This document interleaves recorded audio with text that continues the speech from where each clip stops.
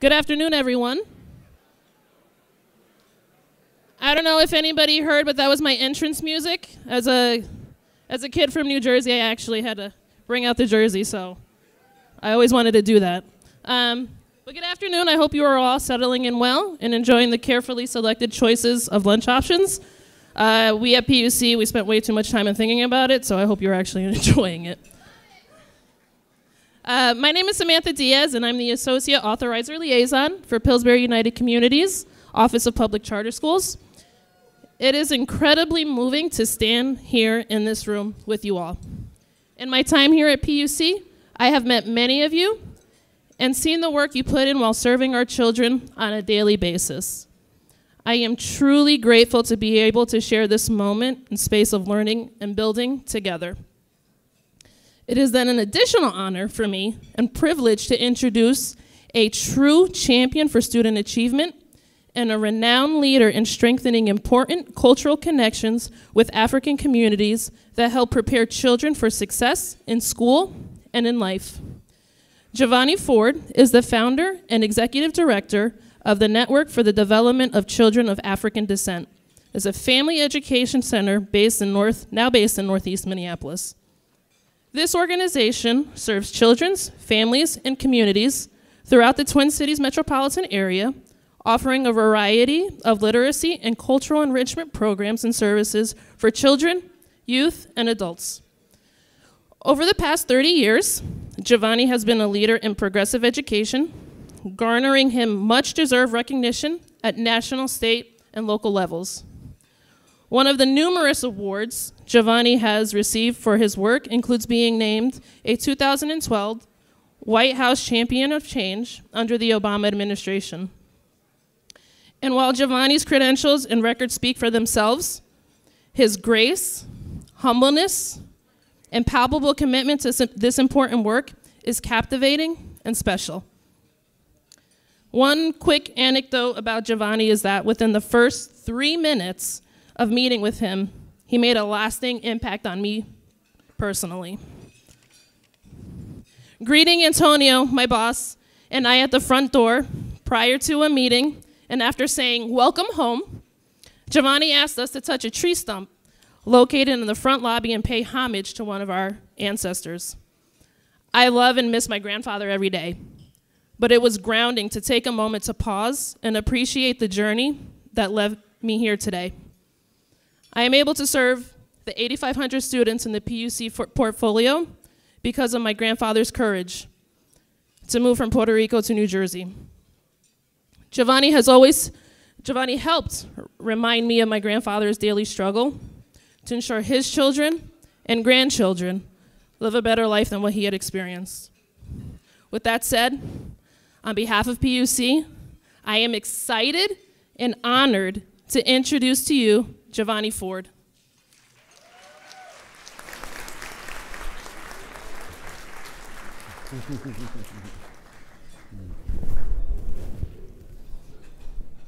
What's up?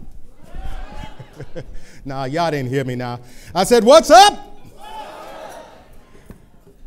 I want to just take a minute and see you.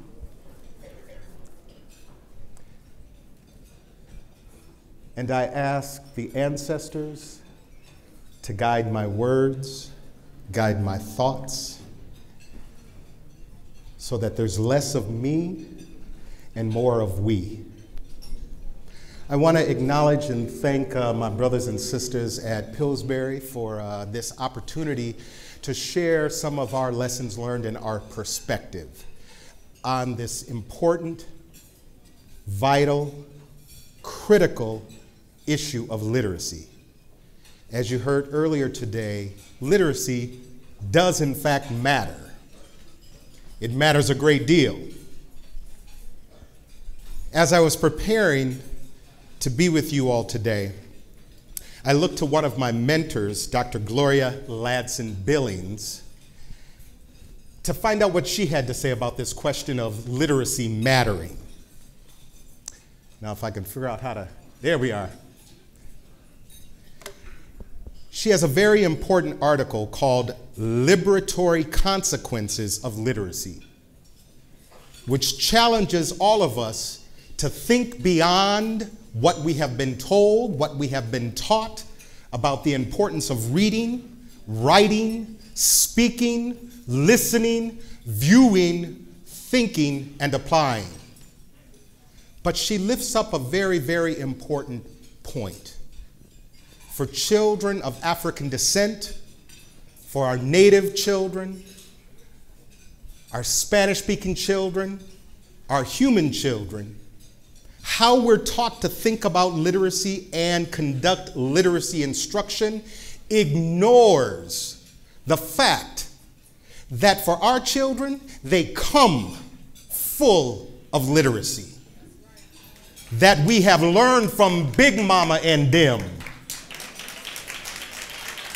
And if we ignore that our children come full of wonderment, questioning, full of literacy skills, we will force them to doubt themselves. So she raises the question, how do we engage in this conversation about literacy? By asking, literacy for what? Means and ends. Literacy development is not the end game. It is a means towards a greater end. And so today, I'm going to share some of our why we do our work focused on literacy. But before we jump into it, I took a moment to see you all, but I want to give you all a moment to see each other. There is a Zulu greeting, Sawubona. It means I see you. Sawubona means I see you. But it's not just me as an individual seeing you as an individual, but as I see you right along with my ancestors, all those who have prepared the way, who are with me to this moment. We see you. So I'm going to ask you to do something for me. Are you willing? Say yes. Yes. I didn't hear you. Are you willing? Say yes. Yes.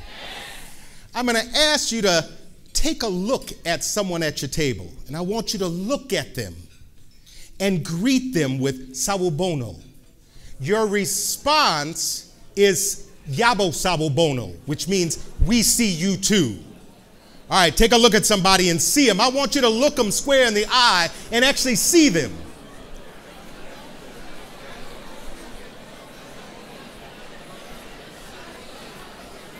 Now take a look at somebody else. Now I want you to stand up and I want you to take a look and see somebody way on the other side of the room. And I want you to see them.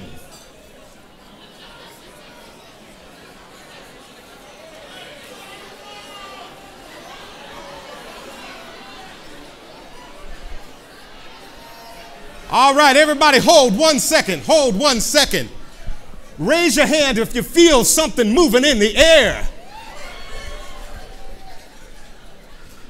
Raise your hand if you feel something in your spirit. Now, we got to come back to earth, come back to reality, come back to reality.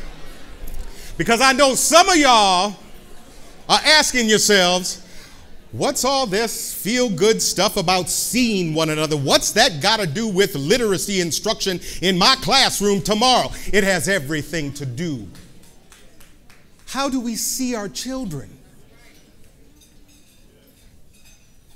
Our associate director at NIDCAD, Sister Susan Martin, can you stand up for a minute, please?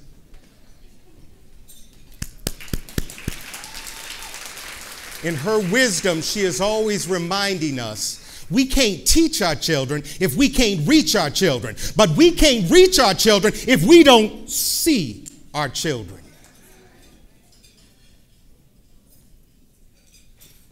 Here's the thing about seeing. It is not just you as an individual seeing an individual child. It is about everything that you have experienced and those who came before you have experienced that is incorporated into the lens through which you see the children. So you can't see the children if you don't first see yourself. And this is what they don't teach us in teacher preparation programs. Yeah, they call it reflective practice and all of that, but it's objectified. The practice of instructing and teaching has become an object, something that we do to children, disconnected from us self-critiquing, self-examining, us engaging in a continuous process of self-mastery, self-learning, self-exploration. Now, isn't that interesting? That is what we're challenging our children to do, which is to think critically, self-examine. But our children don't do what we say, they do what we. So seeing oneself so that we can see correctly the gifts, the genius that is already in our children. Now, this whole business of seeing, we're talking about literacy. Literacy for what? Literacy is for seeing. Seeing our children for who they are is only a part of the equation. The other part has to do with a word called trust. Do our children trust you with their brilliance? Do they trust you with their intelligence? Do they trust you with the legacy of literacy that they bring with them into the classroom? Whether they are conscious to it or not, they bring in it with them. The sacrifices of our ancestors, those who bled, fought, and died for all of our children to have the opportunity to learn to read and write. They bring that with them. What have you done lately to earn that trust? Our children are highly literate. They're masterful already in critical thinking. They can see what you're saying, what you're doing, and they can see what's not being said and not being done. So seeing ourselves so we can see our children is tied to the trust that we must earn. Trust is not a transaction, a one-off. We have to earn our children's trust daily, moment by moment. And we will know if we have earned that trust when they open themselves up and intrinsically are motivated to master the specific technical skills associated with reading. Teaching children to read is not difficult, but it's nearly impossible if the child's perception of themselves is, I can't, I'm dumb, I'm stupid. Now, I'm not just using those words. Those are words that we have heard from children in our reading program at the ages of kindergarten, first grade, second grade, during first week when we're doing reading skill assessments, and the baby looks at the instructor and says, I can't do that. I'm dumb. I'm stupid. I'm ignorant. But do we recognize when we hear that sort of language in that moment, do we recognize what we're seeing? And are we anxiously and consciously listening for what that baby is trying to tell us, what they're trying to tell us, because they've used a big word in proper context? What they're trying to tell us is there's some self-doubt. Somebody has seen me as lacking, and they have mirrored that back to me, and I have assumed that identity, and it comes out of my mouth as, I'm dumb, I'm stupid, I'm ignorant. That's a root issue of self-doubt. You can't teach through self-doubt, no matter what you do. Seeing. Literacy is about us seeing. Literacy. It's about liberation. Literacy is about being fully human in the world, because literacy is about purpose. I will talk briefly about how we do our work around literacy this afternoon. But I want to stay focused on why.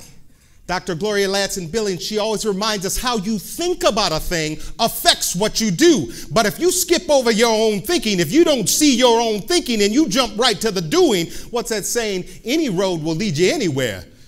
But are you trying to go to Chicago or are you trying to go to Mississippi? You have to know. So literacy, R-Y, it's about liberation. It's about being fully human. And it's about purpose. I love this description of literacy development. Literacy practices are a means towards an end. They're an important medium through which we interact with our world and environment, and through which we directly and vicariously contemplate. Oh, that word contemplate means I'm thinking. I'm questioning. Who am I? Who I hope to be? Talking about the why. Dr. Asa Hilliard would describe it as 3 educational imperatives. 3 big questions that we all must engage in as our children are engaging in. Who am I? How did I get here? And what's my place in the world? So one of the ways that we help our children engage themselves in those 3 questions is through one of our programs. It's called the Sankofa Reading Program. It's an intensive reading intervention that targets our children who on the surface are struggling with the technical aspects of reading, but they have everything that they need underneath the surface to excel and go beyond. So our Sankofa Reading Program, raise your hand if you've heard the term Sankofa.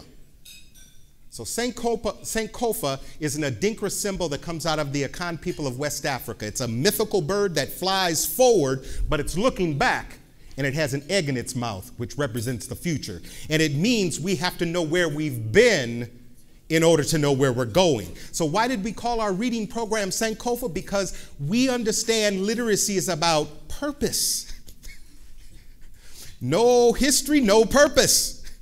So we open each one of our tutoring sessions using the Reader's Workshop model, which many of you are familiar with. We open each session with a call and response, which is a literacy tradition that comes from African people.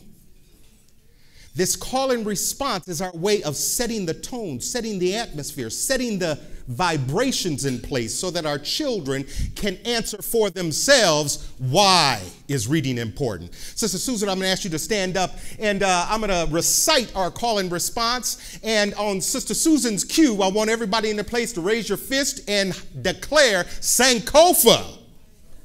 So we start each session by asking, why do I read? Because I am great. My people are great. Oh, wait. The greatness of my people is in me. I will read, study, and learn my history and my heritage. I will look back to know where we've been, to know where we're going.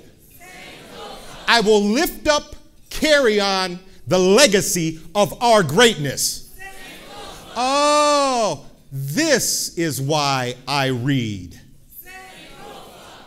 We're planting seeds. We're not trying to do things to children. We're appealing to that intrinsic, that which is gifted in them already. And we trying to see it, and more importantly, we're attempting to help them see it. About purpose. Your purpose, my purpose, each individual child's purpose is not an individual endeavor. Ubuntu means I am because we are. Who I am is interconnected and bound, inextricably tied with your purpose. They say we always stronger together, but how we think is the critical matter if we want to get down to what literacy is. So, well, they say the proof is in the pudding. So this approach, using culture as a resource, making sure that we are thinking beyond the technical aspects of literacy, it actually translates to the academic, technical aspects of literacy. These are results from a 5-year study of our Sankofa reading program that showed 2 statistically significant effects of our approach on students' decodable word skills. Now, for those of you who might not know the technical language, decodable word skills are the synthesis of all of the discrete skills involved in reading in action. So phonemic awareness, phonics decoding, comprehension, fluency, and vocabulary, and being able to make meaning out of what you read is the synthesis of all those individual skills. As you see, 6 weeks before our 9-week program is represented by the shaded area in the graph. We conducted weekly reading skill assessments 6 weeks before the children came to us. During the 9-week program, we administered program assessments. And then 6 weeks after the program ended, we reassumed weekly reading skill assessments. And what the data shows is this is the work that our children did for themselves because they answered their own question of why. Before the program, their decodable word skills were actually on the decline. But something happened as we planted those seeds and they began to connect literacy development with purpose, with identity, with self-determination. They took it upon themselves to master the simple skills involved in reading. It changed the trajectory. We average a 2 to 5 level increase in independent guided reading levels in 9 weeks. But the effects sustained beyond the program. 6 weeks after the program, you see where they were on the decline, they are now on the incline. But more importantly, the children begin to use language like, oh, now I get it. It's not going over my head. So they're able to engage in the classroom instruction. So it's important that we understand that we use a literacy lens to understand what is these data telling us. Yes, it's about the technical improvements and skills, but underneath the surface, there's always the visible, but there's always the invisible. And the invisible level, it's what's happening on the inside of the child. Now, context matters. I'm going to move very quickly through these remaining slides because I know my time is running short. Context matters. Remember, we were talking about trust. What are we doing to earn the trust of our children? And because they're coming with us with a unconscious and sometimes conscious understanding of the legacy of literacy and what systems have done to disempower self-knowledge. So in this country, we can't forget the context that we do our work. It's insubordinate to the structures that are currently in place and have always been in place. All we have to do is look back to the anti-literacy laws. It's important that every one of us who are involved in the literacy development of our children take the time and make a point to actually read the statutes from state to state to state. The work that you are doing to build and strengthen literacy skills, it's sacred work. It's a human work, and it is insubordinate to the status quo. And once upon a time in this country, you could be put to death for doing what you getting ready to do tomorrow in your classroom. We got to understand that. Sawubono, I see you, but it's not just me. It's all those who laid the foundation. Reading, writing, speaking, listening, viewing, thinking, and applying. These 7 literacy skills are actually keys to unlock something that you already possess. Keys to unlock self-efficacy, culture, history. Yeah, so I might be struggling with the reading and writing piece, but that does not make me illiterate. If I can listen, if I can speak, if I can view, if I can see, if I can think, if I can apply, the battle's more than half over. So we need to shift our language. No more labeling our children illiterate. More importantly, no more mislabeling ourselves and brothers and sisters who are parents and community educators in our community as illiterate. That concept does not apply to African people or to any other group of people. See, if we understand what we got, we can make what we want. If we help our children understand that if they're struggling with the simple technical skills involved in reading, draw on the strengths that you have. We saw our beautiful young people demonstrating, get this, the highest form of literacy. Artistic expression is the highest form of literacy because it synthesizes reading, writing, speaking, listening, viewing, thinking, and applying and creating.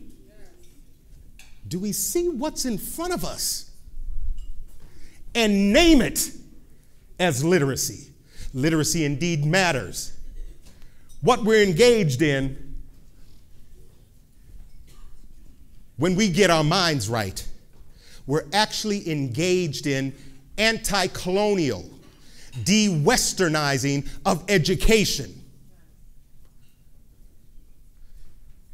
When we move beyond the technical surface skills involved in literacy, what we're doing is actually supporting our children and families and community of taking note of the knowledge that they bring and how to use that knowledge to generate more knowledge. There's more than one way to be human in the world. And see, this is the problem with colonization of humanity, is the lie has been told there's only one knowledge system that exists.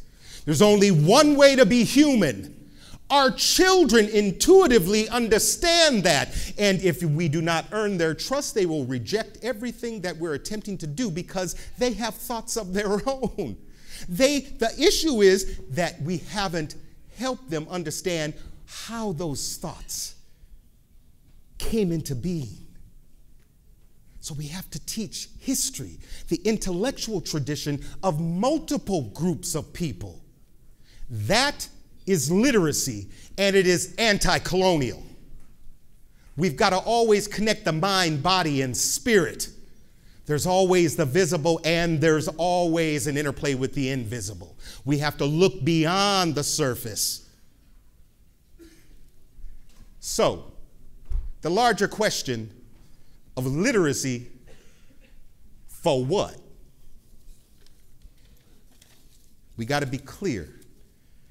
Literacy is for seeing, knowing, and being fully human in this world.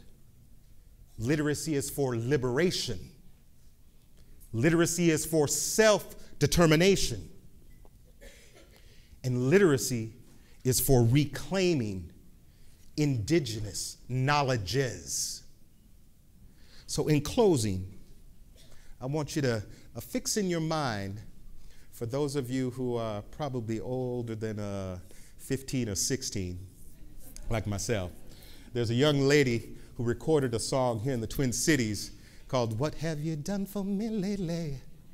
Ooh, yeah. She said, "What have you done for me lately?" This is a question our children are asking. What have you done for me lately to earn my trust? I want you to ask somebody at your table, what have you done to earn my trust? Yeah, open your mouth and ask somebody at your table, right? Because this is the question that our children are asking us every day in the classroom, and we ain't trying to hear it. What have you done to earn my trust? What have you done lately to teach truth? What have you done to affirm my greatness and the greatness of my people? What have you done lately to help me produce knowledge? And what have you done lately? What have you done lately to see me? Hotep, everyone.